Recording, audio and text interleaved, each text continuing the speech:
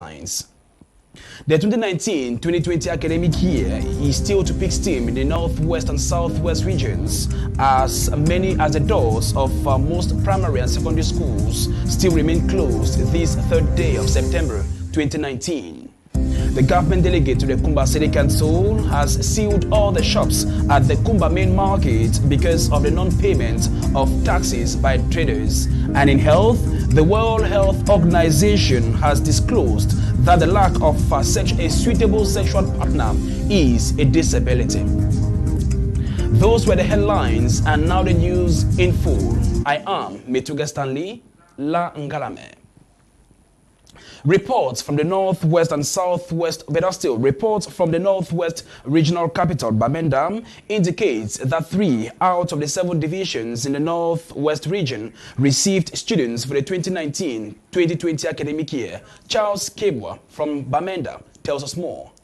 The Back to School 2019-2020 in the Northwest region witnessed the back to school wahala imposed by advocates of school boycott operation. Reports indicates 3 out of the 7 divisions in the Northwest region received students: Dongamantu, Menchum, and Mezang. Statistics from the Regional Delegation of Secondary Education for the Northwest region rates school attendance on day 1 back to school at a decimal of 2.36%, teaching staff 2.86%, and administrative 9.52%. The hope hangs on for more effective teaching staffs and students to join the train as the day go by for an effective school resumption in the region. Tuesday, 3rd September, the streets of Abakwa are still deserted. Taxis are off the road, economic activities grounded in respect of the ghost town as imposed by the secession or separatist fighters. Bamenda, this Tuesday, the 3rd of September, with the back to school, I will tell you, the crisis has deepened. The town is deserted. Many persons are indoors with their children. Even economic activity within the region has been grounded. We hope something somewhere will be done to ensure that our children get back to school and for a common feasible solution to the ongoing crisis rocking the Northwest and the Southwest region. For my media prime in Bamenda, I am Charles Kebo. Thank you, Charles, for that report. Let's stay in the Northwest region, precisely in Donga Mantung Division, where the population defied the lockdown to answer present on day 1 of the 2019-2020 academic year. Pupils, students, and teachers in that part of the country could be seen exhibiting their exhibiting the general back-to-school feeling in the school milieu. Report by Faith Tata.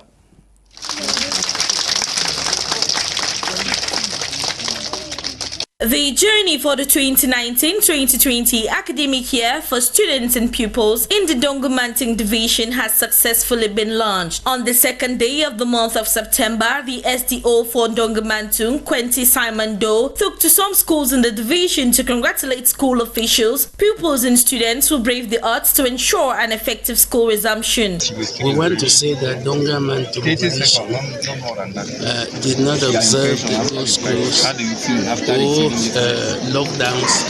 So Dongamantung in all its ramifications have embraced the back to school.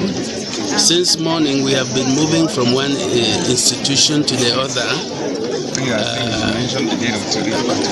giving the prices of the head of state, His Excellency Povia, to the early students and pupils who made it this morning. Unlike other divisions in the region who stayed indoors for the fear of the unknown, pupils and students in this part of the country could be seen expressing the general excitement that comes with the back-to-school period. It is hoped that as the school year unfolds, other parts of the Northwest and Southwest regions join in the new school year.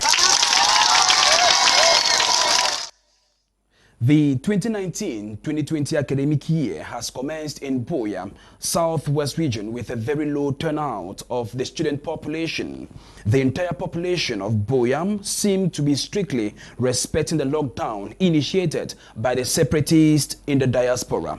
Ikomi Christinuela Eposi completes that story from Boya. The long-awaited start of the 2019-2020 school year is finally here. This was the atmosphere at the City of Excellence, Buea, at the start of the academic year.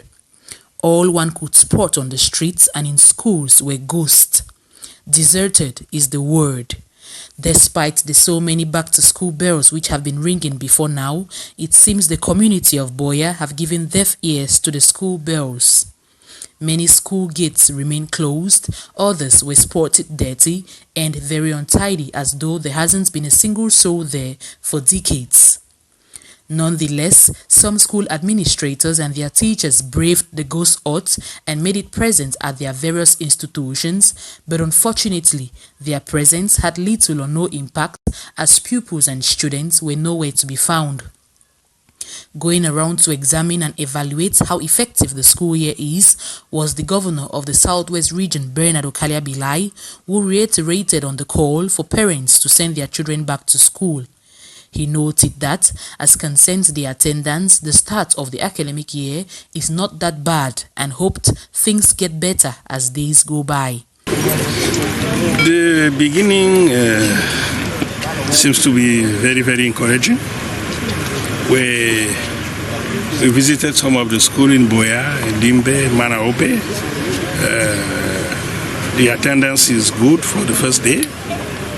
He advised the pupils and students still at home to rush and commence with their classes so as to catch up and not miss out on any part of this year's school curriculum. They should come. The same message, let the children come to the classrooms because it is today that they are preparing to be fully part of the construction of this country. They are building their tomorrow.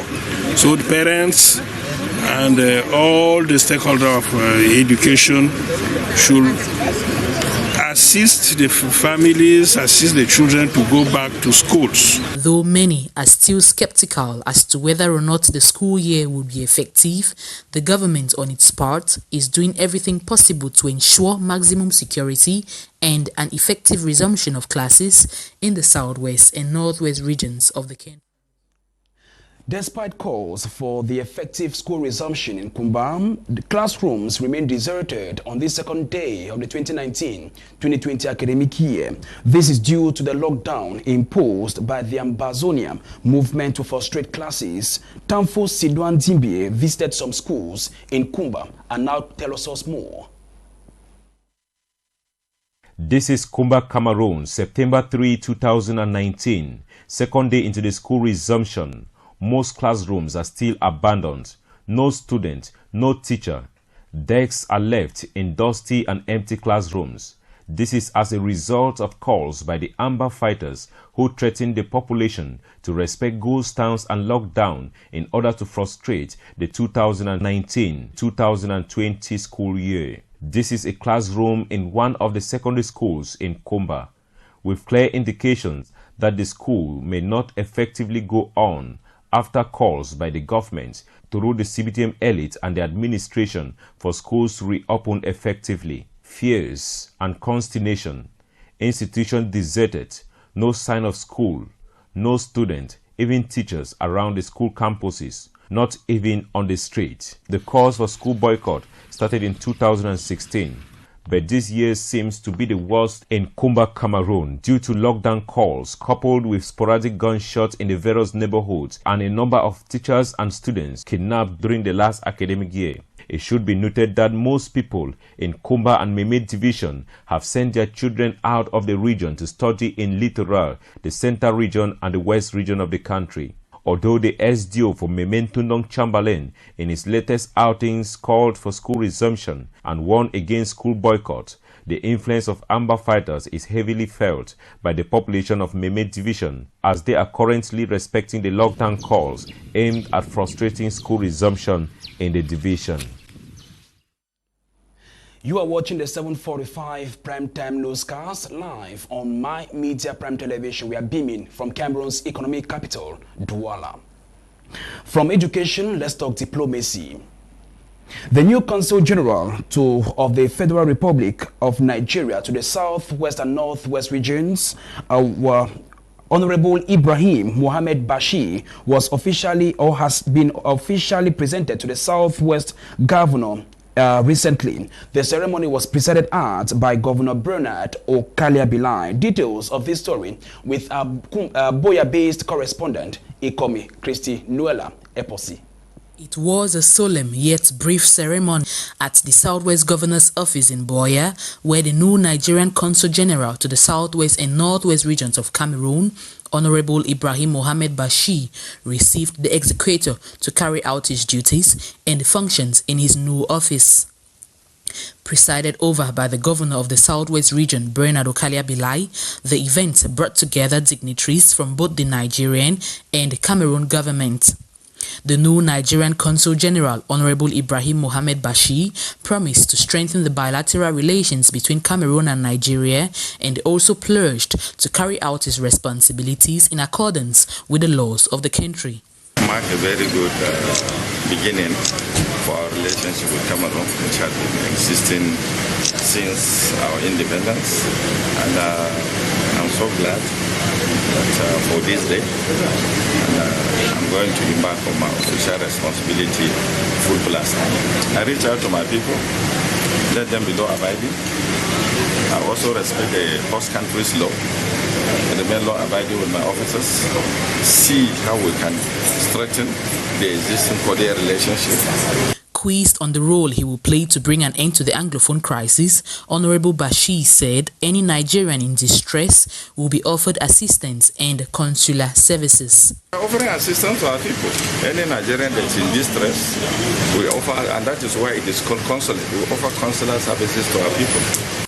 Addressing the multitude of persons present, Governor Okaliabilai urged the new Consul General to have a sense of responsibility, collaborate with the local authorities and all the actors in the field, and also foster the ties between Nigeria and Cameroon, especially in the domains of security and trade. Count on your established sense of responsibility in your collaboration with the local authorities and all the actors of the civil society, particularly as we share a long common boundary with our broadly and friendly country, the Federal Republic of Nigeria.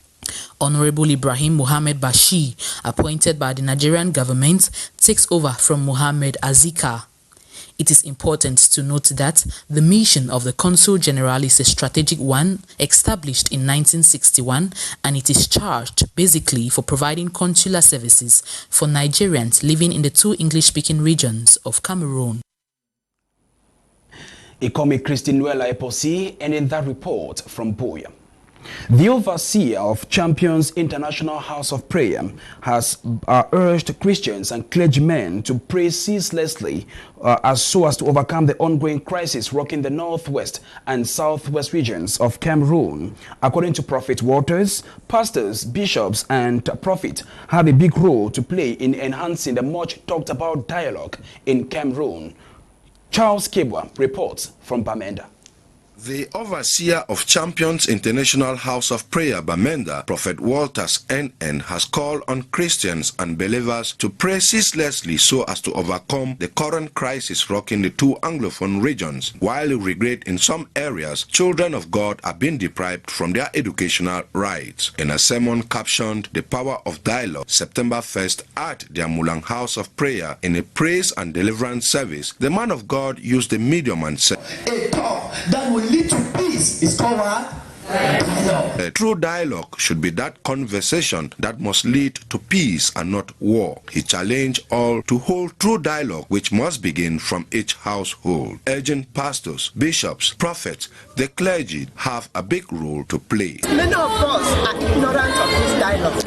People like pastors, prophets, priests, all over, they should come in oneness, pray over this situation. And I really pray that the grace of God should be done on those who people have to initiate this dialogue. Look around and see our country today.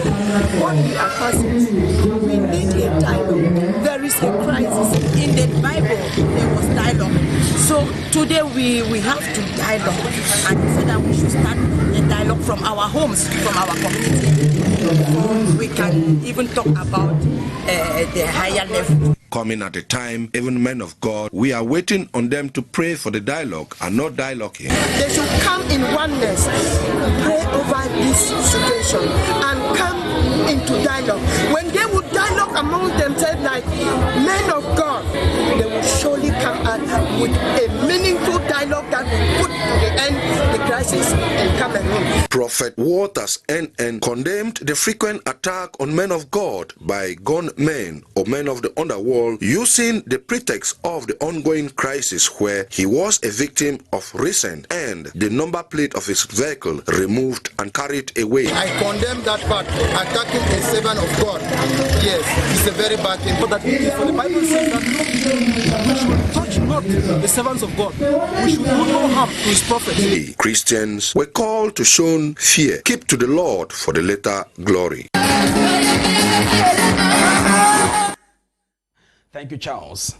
As you heard in one of our top stories, all the shops at the Kumba main market have been sealed by the government delegate to the Kumba City Council, Nkele Victor, because the council is unable to collect the intended taxes. He was accompanied by a heavy contingent of military men this Tuesday. Tanfo Sudan once again tells us more from Kumba.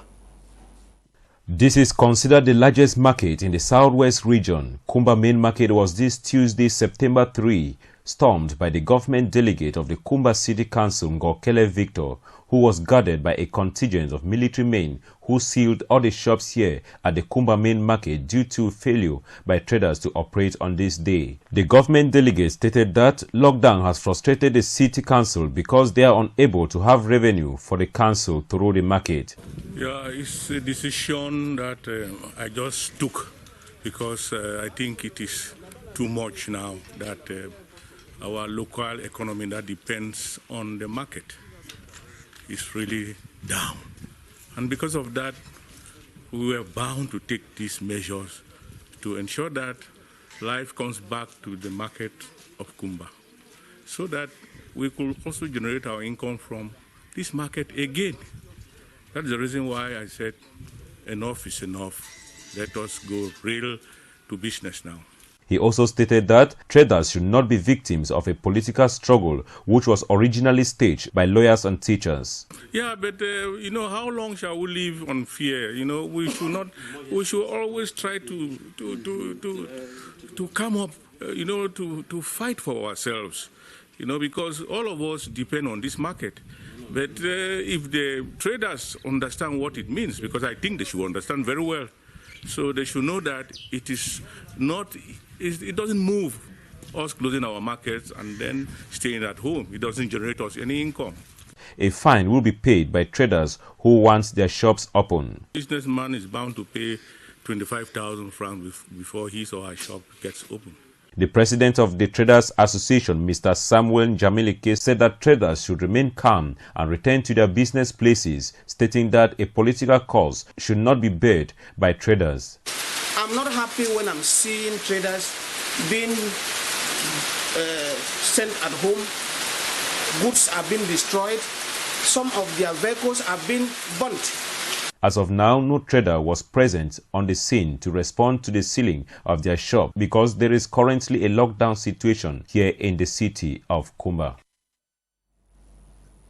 The inhabitants of Bakingili village in a recent outing have appealed to the head of state, President Paul Biya, to permit their chief, Ephraim Enoni, to be evacuated for medical attention due to his ailing health. Chief Ephraim Enoni is said to be in a critical health condition at the Kondengi Maximum Security Prison in Yaoundé. Kuma Honore tells us more from Limbe. The elites made this declaration recently at the palace of the Regent Chief of Bakingili. Speaking to pressmen and women in his palace, the Regent Chief of Bakingili, Chief Elive Joseph, disclosed that Chief Ephraim Enoni was a target during the inmate uprising which occurred at the Kondenge prison. This information we're very, very, very surprised. We're very, very sorry for the incident which happened in Kondingi and about our brother, Chief Ephraim Inoni. And had it been God so kind, he would have died.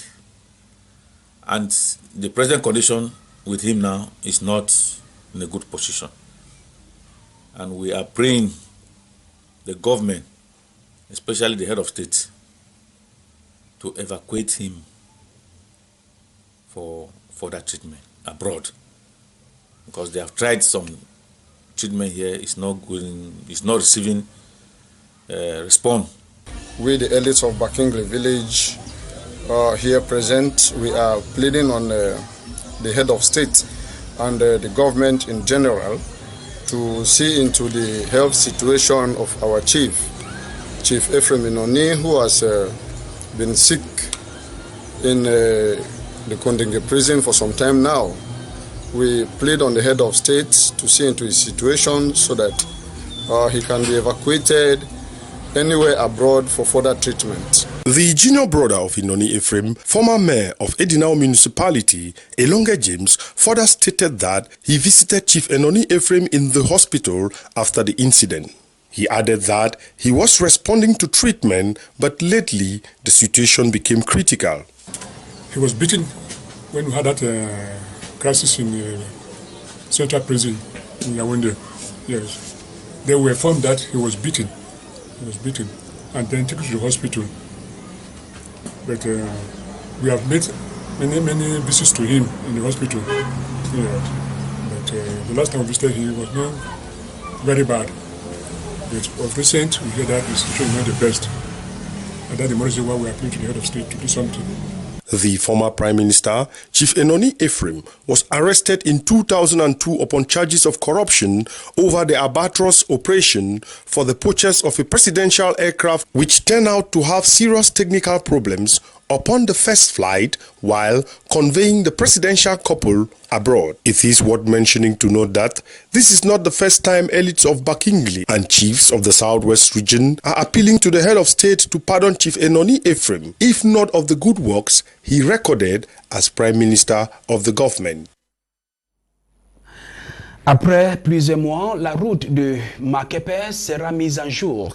La durée des travaux est estimée à 6 mois par les ingénieurs.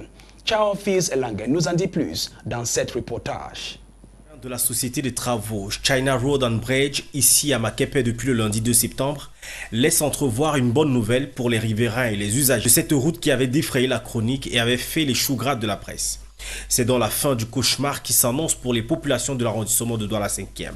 Les trajets Carrefour Cité, Hôpital Général, Makepe, Monduni, en passant par le parcours Vita, feront peau neuve d'ici 6 mois, si l'on s'en tient aux déclarations des techniciens trouvés sur place. Carrefour Cité jusqu'au parcours Vita. On va réflexionner là. Mais pour le moment, on ferme d'abord les nids pour que la population ait roulé avant de commencer le chantier. Une déviation est prévue à cet effet.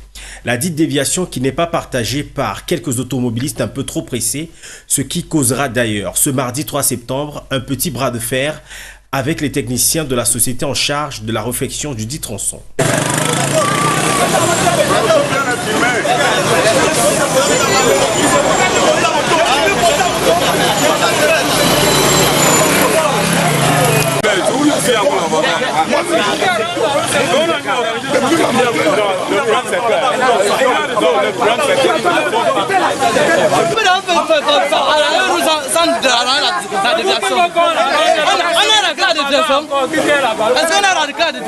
Et d'ailleurs, pour certains, refaire cette route ne suffit pas, il en faut un peu plus. Le suprême, hôpital général, là où les Chinois sont en train de travailler, le délégué doit savoir que ce qui détruit le tronçon de cette route, c'est les eaux de laverie.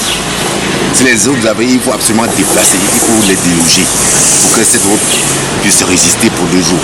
Nous partirons de ce chantier qui n'est qu'à 2 jours de son démarrage en espérant que ce dernier ne viendra pas davantage ralentir la vie de ces populations. Merci beaucoup, Charles. Let's talk health at this point in time of On our newscast, the World Health Organization has stated that persons who cannot have a suitable sexual partner are considered as disabled persons or individuals. These new guidelines has received criticisms from individuals since the notice was made public. Our health correspondent, or better still, our health reporter, Bokengo Worthy, tells us more in the following report. Failure to find a sexual partner is now a disability as stated by the World Health Organization. According to reports, the World Health Organization is said to classify persons who are unable to find a suitable sexual partner as well as get pregnant after 12 months of regular unprotected sex as disabled in their new guidelines. As defined by the World Health Organization, disability is an umbrella term covering impairments, activity limitations, and participation restrictions. Thus far, not having an active sexual life or conforming to words such as barren, infertile, sterile, and more was never considered a disability. Disability is a complex phenomenon that covers more than just health, but also talks about social interactions, the body's interaction with itself too. It is an umbrella statement that covers three broad areas that includes impairment, activity limitation, and also participation restriction. Now, for impairment, which is usually what most people know as disability, impairment talks about structural or functional limitations. For instance, those who have poliomyelitis and have a deformation of the limb, limiting their usage of the limb. At activity limitation, when someone is unable to carry out an act, that is activity limitation. Many have seriously criticized the new guidelines since October 2016 when it first came into limelight for judging people's health, sexual lifestyle, as well as relationship status. Even so, others have heartily agreed to the World Health Organization new guidelines, stating sex to be a natural food for the body and persons who are sexually inactive as disabled. There are a lot of people who are not able to have sexual partner because of social vices, social discrimination. Those people are considered also as disabled people. If a couple is not able to achieve pregnancy, talking about infertility, whether they are disabled, yes, that's a form of disability because there's activity limitation, there's participation restriction, impairment, or activity limitation. Any of these qualifies as disability. It must be borne in mind that in the World Health Organization Constitution, being healthy is defined as a state of complete well-being and not merely as the absence of diseases or infirmity. That health report from our special health reporter, Bokengo Worthy, brings us to the end of tonight's newscast. Before taking leave of you, a reminder of our headlines. The 2019-2020 academic year is still to pick steam in the northwest and southwest regions as most schools are still closed down.